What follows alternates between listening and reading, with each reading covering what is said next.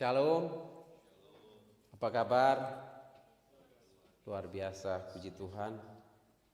Saudara-saudara, kalau ada yang bertanya, mau nggak berhasil?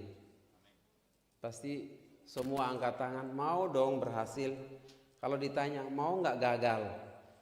Jarang temu orang angkat tangan, bahkan pasti kesedihan. Kata siapa mau gagal? Tapi yang pastinya adalah kita punya kerinduan, apalagi di dalam Tuhan. Kita pasti pingin sebagai anak-anak muda untuk berhasil. Nah, perjalanan hidup kita itu masih jauh panjang gitu ya. Kalau saudara-saudara ibaratkan yang namanya usia kita, maka saudara-saudara ini mungkin masih ada di hari Rabu dan hari Kamis kalau saya menggunakan hari ya. Hari Rabu atau hari Kamis. Atau mungkin ada yang masih di hari Selasa. Usia-usia seperti 10 tahun sampai dengan 20 tahun itu adalah masih di hari Selasa. Tapi kalau udah di hari Sabtu itu hari Sabat. Nah, itu usia udah 60 sampai 70 tahun. Iya kan? Dan besoknya Sabat tiba atau hari Minggu istirahat panjang mereka. Atau yang disebut dengan udah kembali kepada yang namanya Sang Khalik ya. Makanya pujian tadi sangat meneguhkan kita sekalian. Sampai akhir hidup kita berjanji tetap mau setia melayani Tuhan. Itu menarik.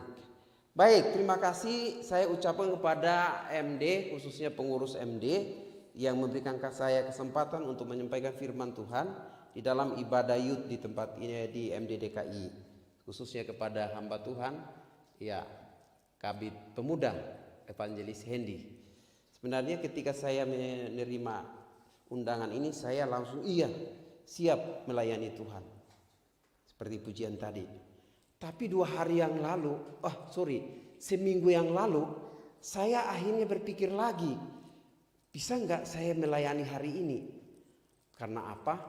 Pas minggu yang kemarin saya menghadapi satu kegiatan yang nggak bisa dipending, yaitu adalah akreditasi Sekolah Tinggi Teologi Apolos, di mana saya di dalamnya adalah waket 1. Dan sekaligus menjadi narahubung dengan asesor.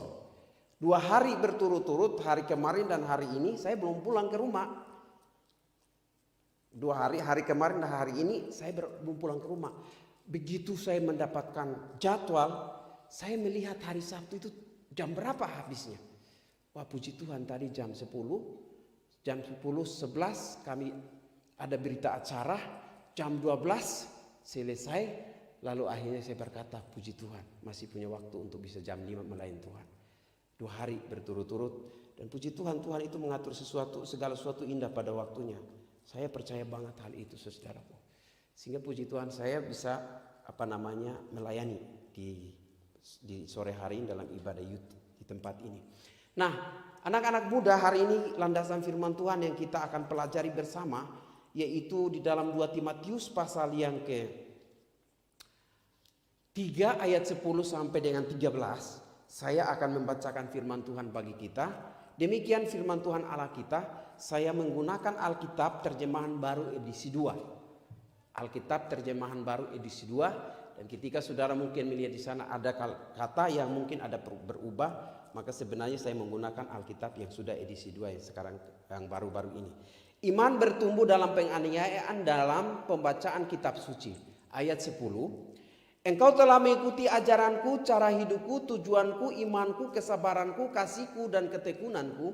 Engkau telah ikut menderita penganiayaan dan sengsara seperti yang telah kuderita di Antiokhia, di Ikonium, di Listra. Semua penganiayaan itu kuderita, dan Tuhan telah melepaskan aku dari semuanya itu. Memang setiap orang yang mau hidup beribadah di dalam Kristus Yesus akan menderita aniaya. Sedangkan orang jahat dan penipu akan bertambah jahat. Mereka menyesatkan dan disesatkan. Namun hendaklah engkau tetap berpegang pada kebenaran yang telah engkau terima dan yakini, dengan selalu mengingat orang yang telah mengajarkannya kepadamu. Ingatlah juga bahwa sejak kecil engkau sudah mengenal kitab suci yang dapat memberi hikmat kepadamu dan menuntun engkau kepada keselamatan melalui iman pada Kristus Yesus. Seluruh kitab suci diilhamkan Allah dan bermanfaat untuk mengajar, untuk menyatakan kesalahan, untuk memperbaiki kelakuan, dan untuk mendidik orang dalam kebenaran. Dengan demikian tiap-tiap manusia kepunyaan Allah diperlengkapi untuk setiap perbuatan baik. Berbahagialah kita yang telah baca firman Tuhan. Kiranya Allah Roh Kudus menolong kita untuk kita dapat melakukannya di dalam kehidupan kita hari ke hari. Temanya adalah berhasil di dalam Tuhan. Saya ada satu buku yang berjudul You and Your Family. Anda dan keluarga Anda. Ada buku ini ditulis oleh seorang yang namanya Dr. Tim Lahaya. Dalam buku itu dia mengisahkan ada dua silsilah orang, dan salah satu silsilah itu di dalamnya itu adalah silsilah tentang Jonathan Edwards. Jonathan Edwards ini adalah seorang pengkhotbah yang terkenal kala itu, dan orang yang sangat rohani sekali, dan keluarganya itu sangat berhasil di dalam Tuhan. Tahukah kita Jonathan Edwards itu adalah silsilahnya atau keturunannya itu adalah 729. Wow, banyak ya. 729 orang atau 729 keturunan. Dari 729 orang semua berhasil. Gak ada satupun yang gagal. 65 orang adalah orang-orang yang disebut ada di dalam dunia akademika atau dunia yang disebut dengan profesor. Mereka adalah orang-orang profesor di universitas. 65 orang. 13 orang itu adalah orang-orang yang disebut penulis. 3 orang itu ada di dalam dunia pemerintahan. Dan satu orang kala itu satu orang itu pernah menjadi wakil presiden. 29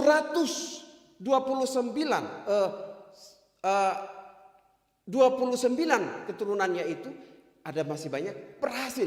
Gak ada satupun yang gak berhasil. Nah, di dalam buku itu juga mengisahkan satu yang namanya Mark Jacques. Dari seluruh keturunannya adalah semua gagal alias tidak berhasil. Nah, kita mau belajar kenapa sih Jonathan Edwards keluarganya itu bisa berhasil. Ya kan? Sampai tidak ada satu orang pun yang istilahnya gagal tapi dipakai Tuhan. Dalam dunia apapun mereka dipanggil dengan berbagai macam profesi, tapi nama Tuhan dimuliakan di dalamnya. Saudara-saudara yang dikasih oleh Tuhan sebagai anak-anak muda, pasti dalam hati kita sih masa depan kita pasti akan berhasil. Tidak ada satu anak muda yang berkata, masa depan saya mau hancur, gak ada. Yang pastinya adalah mau pingin untuk berhasil. Betul ya? Gak ada satu orang pun yang pingin mau berkata, kalau kita lihat dalam Ulangan 6 ayat 4 Shema Israel itu, kita memperhatikan bahwa ternyata itu luar biasa lah. Orang-orang Israel, orang tua dari Israel itu mengajarkan anak-anak mereka. Luar biasa. Sehingga firman Tuhan itu memang menjadi bukan hanya sebagai sesuatu yang mereka dengar, ya kan? Tapi firman Tuhan itu mereka hidupi dalam hidup mereka, saudaraku. Dan firman Tuhan itu bukan hanya sebagai sebuah informasi, tapi membawa transformasi dalam hidup sebagai anak-anak muda. Itu luar biasa. Sehingga hari ini kita akan melihat pasti yang namanya 2 Timotius atau yang namanya kitab Timotius di sekolah minggu kita sudah diajarkan. Gak mungkin gak diajarkan. Apalagi di ibadah-ibadah youth. Nah, pasti ini sering dihotbahkan sama Pak Gembala, Pak Pendeta, atau hamba-hamba Tuhan yang ada di gereja. Tapi hari ini kita melihat firman Tuhan dari perspektif salah satu figur yang kita lihat itu adalah figur Timotius itu. Kalau kita lihat ada berapa figur yang saya lihat di dalam konteks bacaan kita atau teks yang kita baca hari ini, ya kita lihat ada Paulus di sana juga. Ya kalau kita lihat ada Timotius. Tapi kita lihat figur Timotius. Kenapa Timotius adalah pribadi seorang anak muda yang berhasil dalam Tuhan? Sehingga kita lihat berhasil di dalam Tuhan. Sukses. Sukses itu pasti banyak orang yang akan merindukan dalam dirinya. Pasti dalam diri, saya harus ketika kuliah saya harus berhasil. Ketika saya tamat SMA saya harus berhasil dalam itu katanya. Pasti ada dalam diri kita. Nah, kita belajar daripada Timotius. Tentu berhasil ini akan didukung dengan berapa faktor. Gak mungkin duduk-duduk kita akan berhasil begitu aja. Ada berapa faktor yang kita akan pelajari sebagai anak-anak muda. Kita belajar dari Timotius. Faktor apa aja sih yang membuat Timotius ini akhirnya berhasil di dalam Tuhan? Faktor apa saja yang membuat Timotius ini berhasil di dalam Tuhan? Menjadi pertanyaan bagi kita. Itu dia. Ada faktor-faktor yang membuat seorang anak muda berhasil di dalam Tuhan. Kalau kita lihat konteksnya adalah Timotius, kita lihat diri kita. Dan Tuhan menolong kita untuk kita dapat mengaplikasikan firman Tuhan dalam hidup kita sebanyak Tuhan. Satu, saya lihat Alkitab pada kita. Faktor yang pertama adalah faktor keluarga. Faktor keluarga. Kalau kita memperhatikan 2 Timotius pasal 1 ayatnya yang ke-4 sampai dengan ayat yang ke-5. Ya, di situ saya cuma hanya mencantumkan sampai ayat yang ke-4. Saya langsung membacakan ayat yang ke-5. Sebab aku teringat akan imanmu yang tulus ikhlas, iman yang pertama-tama hidup di dalam nenekmu Lois dan di dalam ibumu Enika, dan aku yakin hidup juga di dalam dirimu. Lalu kita memperhatikan ini adalah berbicara tentang faktor keluarga. Faktor keluarga ini adalah salah satu faktor yang mendukung seorang anak muda bisa berhasil dalam dirinya. Konteks zaman sekarang adalah kita punya papa, kita punya mama kan? Betul kan? Makanya kalau ayah orang tua kita itu memberi kita masukan-masukan, ya jangan sepelekanlah. Alkitab berkata kepada kita, hormatilah ayah dan ibumu. Karena mereka adalah bagian daripada hidup kita dan faktor penentu, salah satu faktor penentu untuk kita berhasil nanti ke depan. Timotius berhasil itu tidak lepas daripada orang tuanya, neneknya dan ibunya. Bayangkan itu, kalau kita memperhatikan neneknya dan ibunya, maka kita melihat bahwa ternyata keluarga ini punya iman benar di dalam Tuhan. Keluarganya. Di sisi lain kita memperhatikan sebagai anak-anak muda, kalau kita memahami, saya mau berhasil. Jangan lupakan bahwa orang tua itu adalah wakilnya Tuhan di dunia ini. Maka mereka mendapatkan predikat kepercayaan adalah hormatilah mereka. Tapi kita tidak bisa menghormati orang tua kita lebih daripada Tuhan. Hendaknya kita menghormati Tuhan lebih daripada orang tua kita. Betul ya? Betul atau benar? Ya dua-duanya sama. Itulah sebabnya saudaraku, inilah faktornya. Jadi kalau kita lihat faktor apa yang membuat seorang berhasil dalam Tuhan. Apalagi anak muda, keluarga paling pertama, faktor yang paling pertama keluarga. Ya kan, papa mama kita itu adalah faktor yang membuat kita bisa berhasil. Jonathan Edward berhasil keluarganya, tidak lepas juga daripada keluarganya. Semua berhasil, enggak lepas daripada faktor keluarga. Sehingga bapak saudara-saudara, anak-anak muda, kalau sampai saat ini engkau masih melihat orang tua, Papa saya kerjanya cuma begitu aja. Mama saya kerjanya cuma begitu aja. Sebenarnya kalau kita memperhatikan dengan hadirnya orang tua kita maka di dunia ini, maka akhirnya kita juga ada di dunia ini kan, betul ya? Itu sebenarnya. Sehingga kalau kita memperhatikan hormatilah ayahmu dan ibumu, itu sebenarnya kata perintah yang sebenarnya tidak pernah ada batasnya. Yang harus kita lakukan terus-menerus dalam diri kita sebagai seorang anak muda. Dalam konteks anak muda ya, hormati. Makanya anak-anak muda zaman sekarang, tapi di sini nggak ada. Di luar sana mulai dari pintu ke sana ya. Itu sering begitu.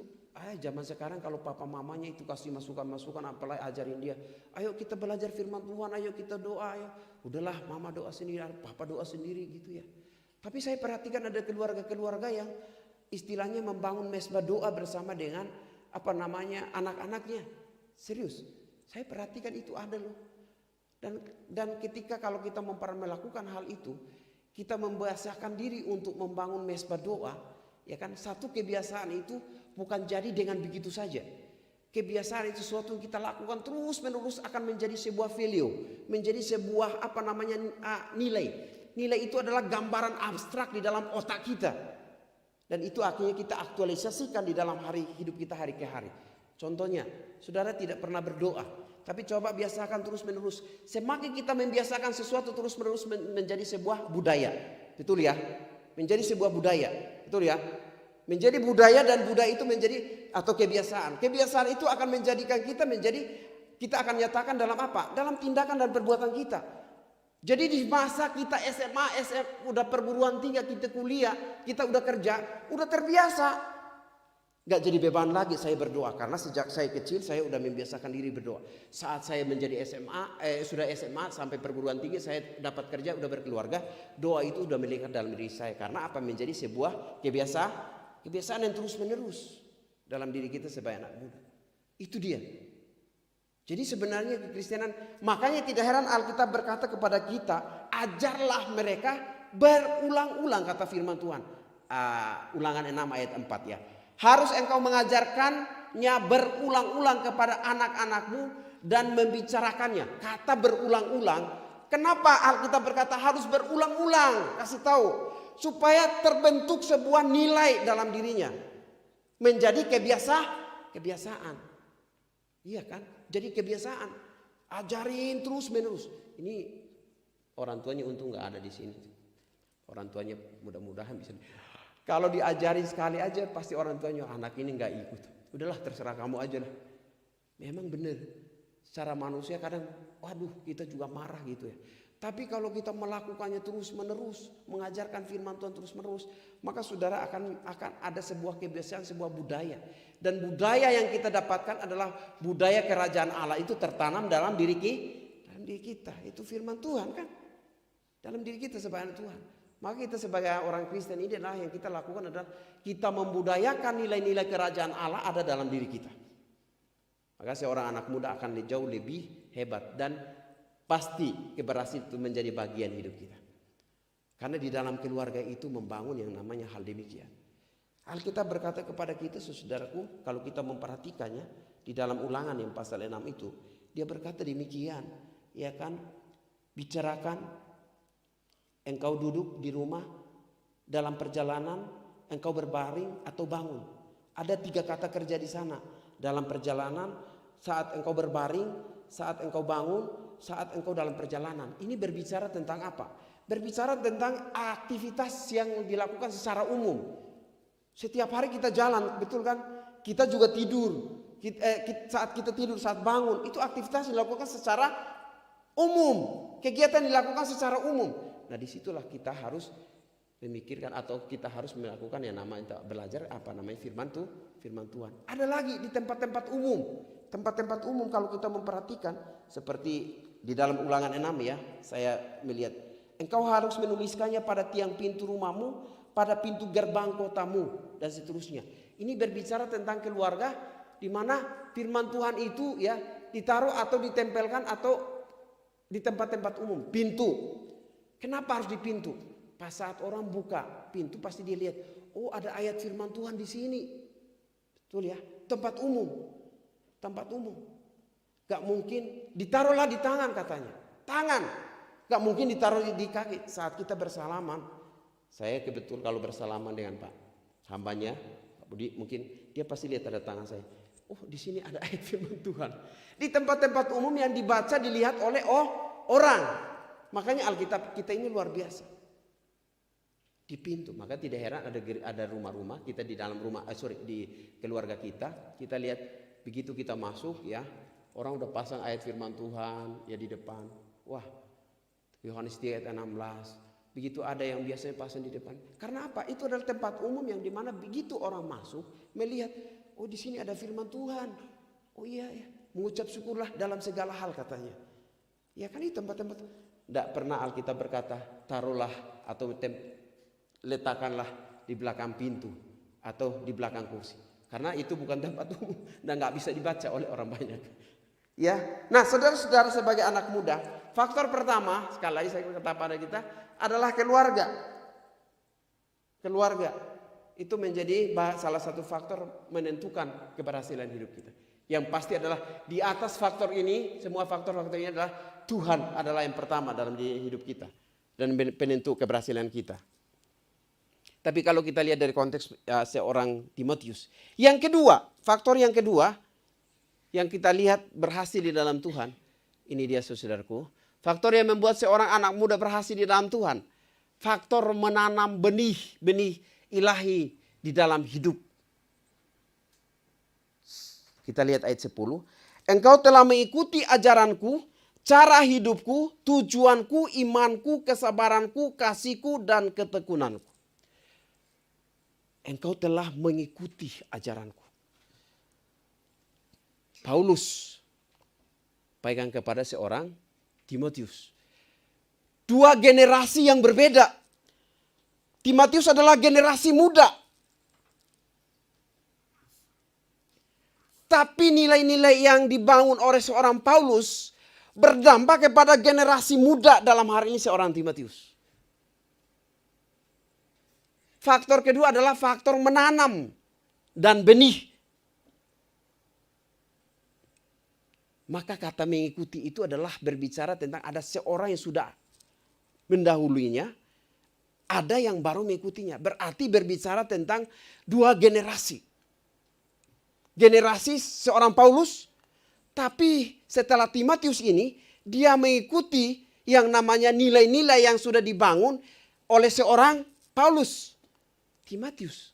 Artinya bahwa nilai-nilai yang ada di dalam hidup seorang Paulus, nilai-nilai Kristen, nilai-nilai ilahi itu berdampak betul kepada generasi berikutnya. Siapa generasi berikutnya dalam konteks ini? Adalah Timotius. Kita ini adalah generasi berikutnya. Kita adalah orang-orang yang harus menanamkan benih-benih ilahi di dalam hidup kita sebagai anak Tuhan. Kalau kita menanamkan benih-benih ilahi, ya kan, maka benih-benih ilahi yang kita tanamkan juga akan berdampak bagi generasi berikutnya. Paulus sudah melakukan itu, dan pada saat Timotius ada, nilai-nilai itu berdampak betul pada seorang Timotius. Sehingga berbeda generasi nggak apa-apa, tapi nilai-nilai ilahi itu tetap sama. Maka sama-sama adalah harus menghidupinya dalam hidup kita sebagai anak muda. Amin. Beda generasi nggak apa-apa. Iya kan? Harus kita menghidupinya di dalam hidup kita sebagai anak-anak muda. Maka kita akan melihat ayat 10, tetapi engkau telah, dan ayat yang ke-11 ya. Kita lihat di dalamnya, ayat yang ke-11 Alkitab berkata kepada kita, engkau telah ikut menderita penganiayaan dan sengsara seperti yang telah kuderita di Antiokhia, di Ikonium, di Listra. Semua penganiayaan itu kuderita, dan Tuhan telah melepaskan aku dari semuanya ini. Bertahan karena apa? Dia menanamkan nilai-nilai ilahi yang luar biasa di dalam dirinya. Maka dia berhasil. Jadi ini adalah faktor yang kedua sebagai anak-anak muda. Yang ketiga, saudara-saudaraku, anak-anak muda, kita memperhatikan faktor apa yang membuat seorang anak muda berhasil di dalam Tuhan. Faktor orang lain. Tadi faktor yang pertama, faktor apa? Faktor apa? Keluarga. Yang kedua, sekarang faktor orang lain. Bisa nggak orang lain itu menjadi bagian keberhasilan kita? Bisa nggak? Bisa. Tuhan bisa pakai orang lain. Tuhan bisa pakai orang lain untuk membuat kita berhasil. Amin ya. Tidak mungkin kita berkata Tuhan itu kaya dengan banyak cara. Hanya kita yang akhirnya miskin dengan cara. Kita miskin dengan cara. Tuhan kaya dengan cara. Dia bisa pakai orang lain. Orang yang gak punya apa-apa untuk bisa membuat kita menjadi orang yang berhasil. Contohnya saya sendiri. Saya dulu menjadi kondektur. Saya orang dari Kupang, NTT, Nusa Tenggara Timur. Nasib tidak tentu. Sekarang nasibnya udah tentu. NTT itu kata orang katanya nasib tidak tentu. Tapi sekarang NTT saya bilang nasib sudah tentu. Iya kan? Dulu saya itu adalah orang yang menjadi kondektur. Dan itu bertahun-tahun, berbulan-bulan saya ada di terminal. Di terminal. Nasib tidak tentu. Udah gak ada harapan lagi. Mau raih keberhasilan saya pikir udah gak ada lagi. Gak ada. Tapi melalui orang lain membawa saya ke Jakarta untuk bisa sekolah. Dan akhirnya bisa menjadi hamba Tuhan. Bisa menjadi pendeta. Dan bisa akhirnya puji Tuhan bisa menjadi gembala gereja ini. Terpujilah nama Tuhan kan. Faktor orang lain. Tidak semata hanya karena keluarga kita. Bukan hanya juga karena kita sudah menanamkan benih ilahi. Tapi Tuhan juga memakai orang lain. Perhatikan frase yang menarik di dalam konteks ini. Ayatnya yang keberapa itu? Ayat 13-14. Bagian. Sorry, ini kok bisa kembali lagi? Ingatlah juga bahwa yang tadi aja. Saya bisa baca. Sedangkan orang jahat dan penipu akan bertambah jahat, mereka menyesatkan dan disesatkan. Lanjut. Tetapi hendaklah engkau tetap berpegang pada kebenaran yang telah engkau terima Dan engkau yakini dengan selalu mengingat orang yang telah mengajarkannya kepadamu. Frase yang menarik di sini adalah ingatlah orang yang mengajarkannya kepadamu. Artinya bahwa apa? Keberhasilan Timotius itu adalah tidak lepas daripada orang lain. Nggak bisa kita pungkiri bahwa Timotius berhasil sendiri. Ada orang lain. Makanya nanti kalau saudara ke depan, saudara adalah orang-orang, pastikan diri, percayalah pada Tuhan bahwa saya adalah pribadi yang berhasil di dalam Tuhan. Tuhan kalau pakai orang lain untuk bisa menolong kita, untuk mencapai keberhasilan bisa. Siapa yang mengajarkan kita tentang kebenaran firman Tuhan? Tentu saja hamba Tuhan, bukan? Betul ya? Orang lain kan? Orang lain. Benar kan? Timotius diingatkan, ingat loh kamu berhasil itu karena ada orang lain juga. Lepas daripada keluarga kamu, lepas kamu sudah menanamkan atau mengikuti nilai-nilai ilahi yang sudah kamu tanamkan itu. Tapi ingat juga loh, kamu ada orang lain juga di samping kamu yang membuat kamu berhasil. Maka saat kalau orang lain membuat kita berhasil, sebenarnya adalah kata kuncinya adalah cukup kita berkata, puji Tuhan, terima kasih. Tuhan itu pakai orang itu untuk membuat saya berhasil di dalam hidup saya. Amin. Jadi kita ini saudaraku sebagai anak-anak muda, kita ingat orang lain. Iya kan, orang lain. Yang pertama adalah kalau kontes rohani, ingatlah hamba-hamba Tuhan, pendeta, gembala yang di gerejamu yang mengajarkan kamu tentang kebenaran. Kalau nanti suatu saat engkau berhasil, karena Tuhan memakai gembala saya, pendeta saya atau rohaniawan saya, doakan saya sampai saya berhasil. Amin ya. Ingatlah kakak-kakak rohani kamu yang ada di gereja, yang mungkin selama ini bimbing kamu gitu loh. Yang bimbing kamu, yang berupaya bagaimana mengajak kamu ke ibadah youth gitu ya. Bagaimana membuat persekutuan youth. Ingatlah mereka. Karena kita bisa berhasil karena juga mereka. Ada teman-teman kita yang kadang mengajak kita untuk bertumbuh. Dan akhirnya kita berhasil. Ingatlah mereka. Dan tugas kita adalah hanya bersyukur kepada Tuhan karena ada faktor orang lain yang membuat saya berhasil di dalam Tuhan. Maka seperti tadi saya katakan, saya adalah orang yang tadinya memang sebenarnya tidak ada harapan dalam hidup ini. Tapi akhirnya Tuhan bisa memakai orang lain yang akhirnya membawa saya untuk ke Jakarta. Dan sebenarnya di dalam perkuliahan waktu saya masih sekolah teologi ya, sekolah tinggi teologi itu, saya pernah kabur juga dari kampus. Berapa kali kabur. Bayangkan itu ya, saudara-saudara. Dan terakhirnya jaga sekolah teologi itu panggil saya untuk ngajar di situ. Dan sekarang berhome base di situ lagi. Itulah luar biasa. Faktor orang lain. Dan tidak bisa kita pungkiri bahwa kita ini adalah orang-orang yang berhasil karena orang lain. Timotius berhasil, orang lain. Ada orang lain di sampingnya. Ya, amin. Orang lain di sampingnya. Nanti ada temanmu membuat engkau berhasil. Wah, bersyukur banget karena dia yang membuat saya berhasil. Luar biasa itu. Maka Alkitab berkata, ingatlah. Kata ingat ini sebenarnya menunjuk kepada orang yang mendampinginya. Yang mengajarkannya. Dalam dirinya sebagai seorang anak muda. Iya kan? Itu dia. Suatu ketika saudara berhasil dalam berpacaran juga mungkin ya. Anak-anak muda. Ada orang lain yang mendukungnya sampai dia harus mencapai kepada rumah tangga Kristen. Ada keluarga-keluarga Kristen. Ada keluarga-keluarga Kristen. Saya menyaksikan ini. Sama-sama dosen. Dia sekarang asesor. Dia bertanya kepada saya, Pak Gustaf, ada enggak seorang laki-laki yang bisa bersama dengan adik istri saya, adik daripada istri saya? Saya bilang, ada. Dan akhirnya puji Tuhan, ada Pak Dikson di sini. Izin Pak Dikson ya. Akhirnya puji Tuhan kami mempertemukan mereka dan sekarang puji Tuhan sudah berkeluarga dan Tuhan mengaruniakan mereka dua anak. Faktor orang lain membuat kita berhasil. Saudara juga demikian. Maka jangan berkata, saya berhasil karena saya sendiri. Ini faktor-faktornya ini. Timotius berhasil karena hal-hal ini. Yang terakhir. Faktor yang membuat seorang anak muda berhasil dalam Tuhan. Hidup dalam kebenaran firman Tuhan. Kata kuncinya adalah dari sejak kecil. Bukan sejak udah dewasa. Kata kuncinya sejak kecil. Hidup di dalam kebenaran firman Tuhan itu dari sejak kecil. Maka kalau kita berkata, saya harus beribadah sampai masa tua saya. Jangan terbalik, sampai masa tua, di masa tua baru saya mau beribadah.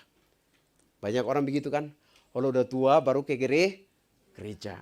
Tapi kalau lagi, sampai baru saya harus diberkati Tuhan. Karena kalau pola dunia, dia diberkatin dulu, betul ya? Baru bagi. Udah begitu dia bagi. Ini bagi kita. Bagi saya sebagai seorang gembala, saya bilang puji Tuhan. Tuhan ingatkan Bapak untuk terima Yesus lalu ayo masuk gereja. Tapi banyak orang yang berkata, nanti masa tua baru ke gereja ya. Kalau kita ubah konsep kita, saya mulai beribadah sebagai anak muda sampai dengan saya menutup usia. Tuhan panggil saya seperti pujian tadi ya. Ibadat dan layani Tuhan, betul ya? Itu konsepnya begitu saudaraku. Hidup kita itu bukan mencari hidup lagi, tapi harus memberi hidup karena kita udah hidup, betul ya? Betul? Saudara udah hidup atau? Kita sudah hidup, memberi hidup, bukan mencari hidup lagi. Karena Tuhan sudah menghidupkan kita. Hidup ini saudara. Maka kita harus memberi hidup untuk melayani Tuhan. Yesus aja memberi hidupnya untuk melayani orang. Maka saya katakan pada kita, berhasilnya seseorang adalah hidup di dalam kebenaran firman Tuhan. Kata kuncinya dimulai dari masa kecilnya. Timotius itu berhasil. Bukan karena dia itu nanti dalam pelayanan baru dia hidup di dalam kebenaran. Bukan. Tapi dia hidup di dalam yang namanya faktor yang terakhir adalah kebenaran firman Tuhan. Mulai kapan? Sejak kecil. Itu adalah faktor yang membuat seorang anak muda akhirnya bisa. Ini menarik bagi kita semua itu. Ingatlah juga bahwa dari kecil engkau sudah mengenal kitab suci yang dapat memberi hikmat kepadamu dan menuntun engkau kepada keselamatan oleh iman kepada Kristus Yesus. Segala tulisan yang diilhamkan Allah memang bermanfaat untuk mengajar, untuk menyatakan kesalahan, untuk memperbaiki kelakuan dan untuk mendidik orang dalam kebenaran. Dan kata kuncinya adalah dalam melalui tindakan dan hidup kita.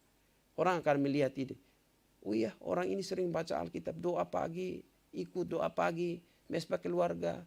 Wah, kalau seorang anak muda, tapi puji Tuhan anak-anak muda di GKRI ini, DMD ini sudah melakukan firman Tuhan.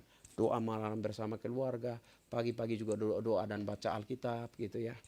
Puji Tuhan semua di sini sudah melakukannya, tapi di luar sana yang belum. Di luar sana maksudnya di luar dari pintu ini. Tapi dikhawatirkan setelah keluar dari sini juga sama. Nah itulah saudara-saudaraku, inilah faktor-faktor yang saya sampaikan pada saudara sebagai anak muda mau berhasil dalam Tuhan. Ingat faktor keluarga, yang kedua adalah faktor kita menanam benih dalam diri kita.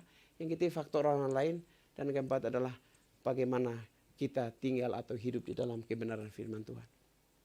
Itu yang membuat Timotius. Dan saudara adalah Timotius di generasi sekarang inilah.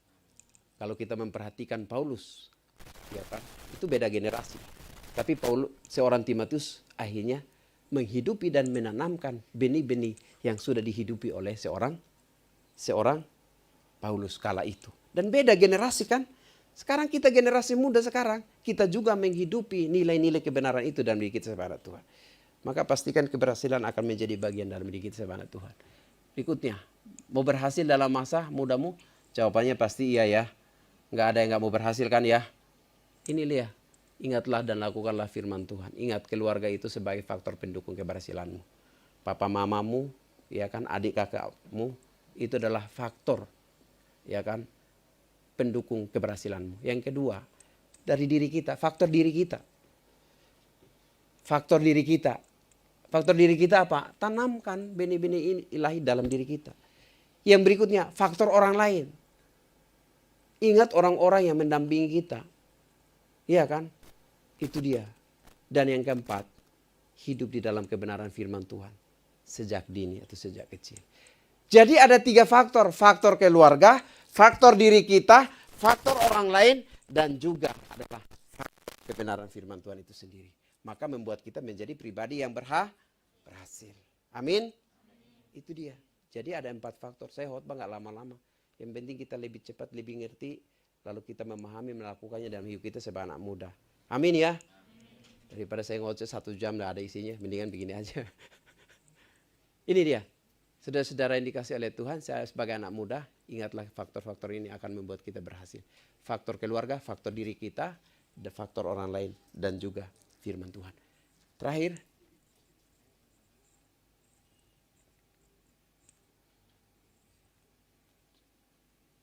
kelewatan ini.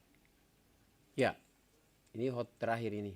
Ini yang paling terakhir dan agak lama. Terima kasih, Tuhan berkati.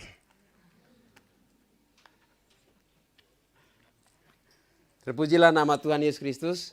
Doa saya kepada saudara sekalian sebagai anak muda, kiranya firman Tuhan kita dengar ini tidak hanya menjadi pendengar yang aktif, tapi kita menjadi pelaku firman yang aktif juga. Dalam hidup kita sebagai anak Tuhan, Roh Kudus menolong kita untuk kita mengaplikasikan faktor-faktor yang dilakukan oleh seorang Timotius, dan itu juga menjadi bagian dalam diri kita sebagai anak muda. Faktor keluarga, faktor diri kita, faktor orang lain, dan firman Tuhan. Amin. Kita berdoa.